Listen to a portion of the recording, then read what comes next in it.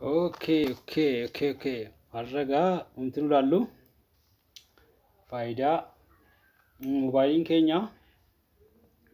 keenya vaayirasii qabaachuusaa kan ittiin beekamu yookaan sallamaa jiraachuusaa kan ittiin beekamu sallamaa inni isaa kan ittiin baruu dandeenyu waa afur salphaatti lafa kaa'uu dandeenya jechuudha. Tokkoffaan moobaayiliin keenya sallamaa jira sallamaan jiru.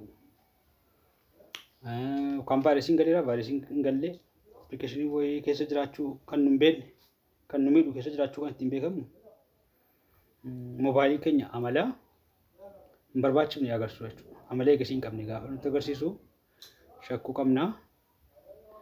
Lamaffaan immoo cufamee ofiin kan banamu yoo ta'e jechuudha. Cufamee ofumaan yoo hin banamate moobaayiliin sun maal ta'u vaayirasii qabaa yookaan namni biraa xalafeera jennee shakkina jechuudha. Dhokatee kan boba'u yoo ta'e ammas ifa yoo agarsiisa ta'e jechuudha. Ifa tunu hin ibsine jechuudha. Kan biraa immoo sagalee wayii yoo dhageessise jechuudha. Sagalee xixiqqoo jedhu. Kan biraa immoo baatirii dafee yoo fixu ta'e jechuudha. Baatirii ammoo guuttee ammoo baatirii fixa taanaan appilikeeshinii wayii keessa jira. Appilikeeshiniin sun waan ta'e fayyadamaa jira jechuudha. Agarsiistuu moobaayiliin tokko butamuu yookaan xalafamuu isaa kan agarsiisu jechuudha. Baatirii dafee fixa taanaan.